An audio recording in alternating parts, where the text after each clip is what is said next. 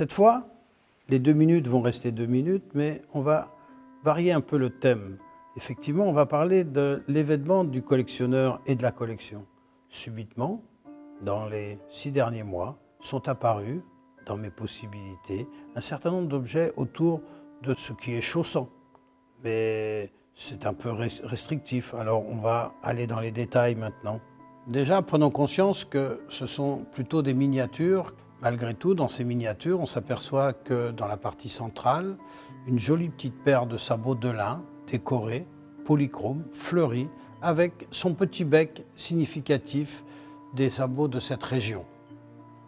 Sur la partie de droite, une maîtrise de bottier de cavalerie avec son éperon fixé dessus, petite botte de taille de 20 cm par 15 à peu près, avec évidemment tout ce qui peut apparaître dans le relief du travail du cuir. Et sur la gauche, ce soulier de femme avec un petit talon à l'arrière qui est finement décoré sur sa lanière et sur le pourtour du pied. Mais le plus important est quand même ce serpent qui vient se rejeter sur l'intérieur de cette boîte qui va s'ouvrir, pivoter et donner accès à la réserve de tabac. Dans le fond de cet ensemble, un petit brodequin qui est un travail sûrement d'examen, un petit travail de maîtrise d'un cordonnier bottier qui est parfaitement réalisé, d'une grande simplicité mais d'une perfection remarquable. Sur la partie droite, nous avons un sabot dans un sabot, original. Ça peut nous rappeler quelque chose entre le sabot d'homme et le sabot féminin. Il y en a un avec un talon, l'autre sans talon, mais c'est une petite tabatière.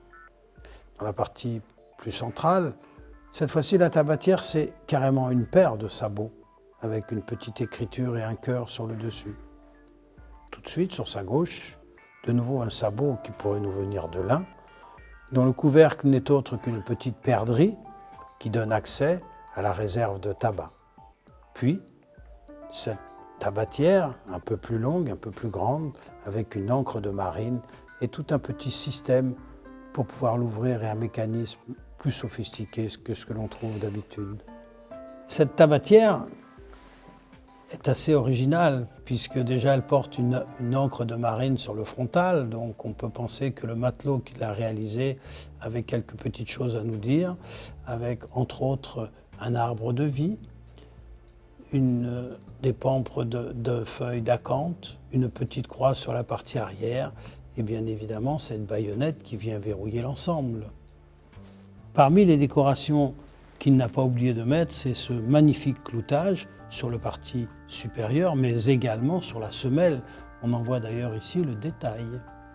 Et pour compléter cette tabatière, eh bien évidemment, elle se pivote sur sa partie arrière et vient se verrouiller, cette fois-ci avec une baïonnette en ivoire qui lui donne une allure un peu guerrière. Voilà, pour le fun, ces 3 petites paires de sabots.